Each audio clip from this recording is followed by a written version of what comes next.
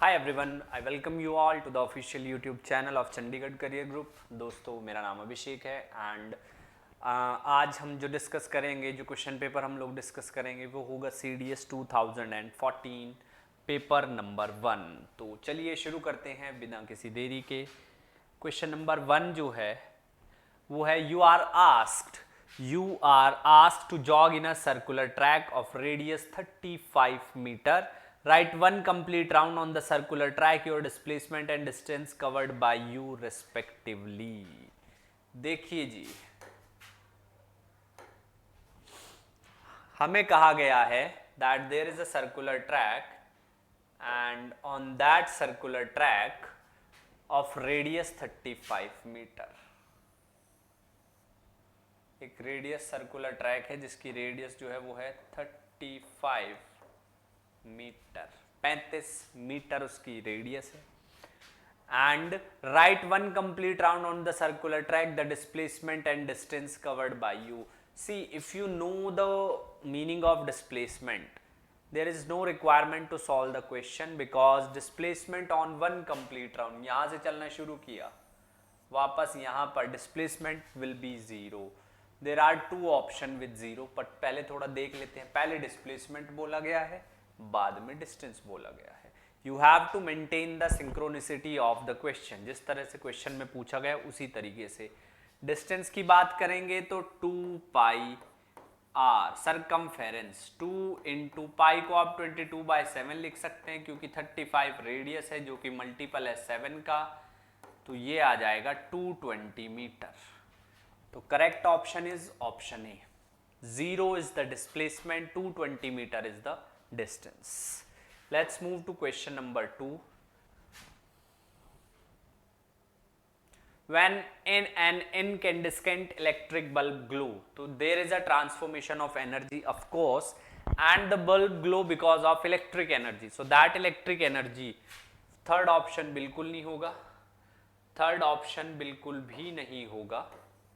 Electric energy completely converted into light, partially converted into light and partially heat, और converted into magnetic. Magnetic में कोई convert नहीं होता, कोई कन्वर्जन नहीं होता, magnetic will not be there.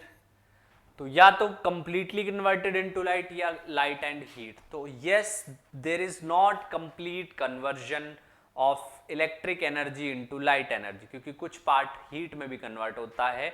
The bulb will have a specific resistance, and whenever there is a resistance there is heat, so that's why option number B is correct. B correct है। In cricket match, while catching a fast moving ball, a fielder in the ground gradually pulls his hands backward with the moving ball to reduce the velocity to zero. This act represent, अब देखिए हाथ जो हैं, fielder ने अपने हाथ पीछे की साइड किए हैं। In a cricket match while catching a fast moving ball, a fielder in the ground gradually pull his hand backward with the moving ball to reduce the velocity to zero. The act represent, अगर आप ध्यान से देखेंगे, first law, second law, third law, law of conservation of energy, तो energy conservation नहीं आएगा, energy conservation नहीं आएगा, थर्ड लॉ ऑफ मोशन भी नहीं आएगा। It is this, because from second law F is dp by dt, F is dp by dt, और जब F dp by dt है तो अगर force inversely proportional to reaction time, वो अपने हाथ पीछे करके टाइम को इंक्रीज कर रहा है, जिससे फोर्स क्या हो रही है, डिक्रीज हो रही है। So that is Newton's second law. Two layers of a cloth of equal thickness provide warmer covering than a single layer of cloth with double the thickness. Why? First option is because of air encapsulated between two layers. Second, effective thickness of two layers is more. Third, fabric of cloth play the role. And fourth, weaving of the cloth play the role. See, इस question के अंदर दो layers हैं, ध्यान से समझना। Suppose that these are the two layers of the blanket. ये हमारे पास ब्लैंकेट है और ये उसकी दो लेयर्स हैं।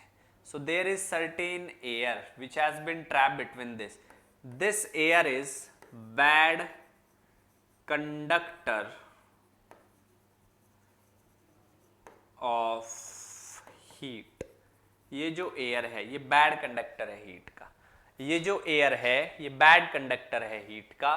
सो दैट्स वाई, सो इसलिए because of the air encapsulated, वो हीट को पास नहीं होने देगी, वो हीट को पास नहीं होने देगी.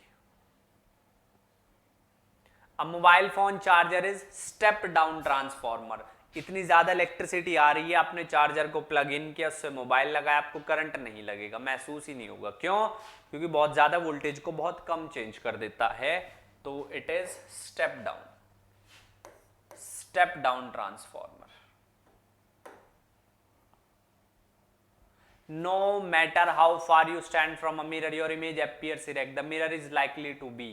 देखिए, अब आप कितने भी दूर खड़े फर्क नहीं पड़ता, मिरर आपकी इमेज इरेक्ट दिखा रहा है. इरेक्ट यानी कि वर्चुअल, और वर्चुअल इमेज का मतलब होता है that either the mirror should be plane. एक तो प्लेन मिरर हमेशा वर्चुअल इमेज देगा, एक कन्वेक्स मिरर हमेशा.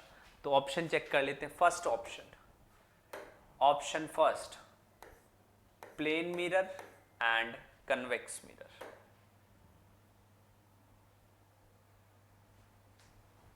प्लेन और नो, इट्स इधर प्लेन और कन्वेक्स, नॉट प्लेन ओनली, ये गलत है. फर्स्ट ऑप्शन आएगा. The position, relative size and nature of the, जो पिछला क्वेश्चन है उसका फर्स्ट ऑप्शन आएगा. The position, relative size and nature of the image formed by a concave lens for an object placed at infinity r. कौन सा lens है आपके पास? Concave lens है. समझिए थोड़ा रे डायग्राम से समझिए.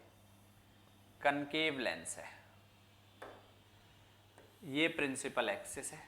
उसने कहा है position, relative nature of image, infinity पे है ऑब्जेक्ट, ये तो ऐसे रिफ्रैक्ट हो जाएगी लाइट रेज, ऐसे रिफ्रैक्ट हो जाएंगी light rays and it feel कि वो यहां पर आ रही है. ये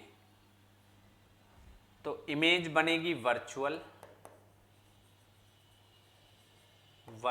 देखिए वर्चुअल कहां पे है, पहले में है और थर्ड में है, तो सेकंड और फोर्थ तो नहीं आएंगे, फर्स्ट और थर्ड. डिमिनिश्ड, फोकस बनेगी कहां पे? At focus.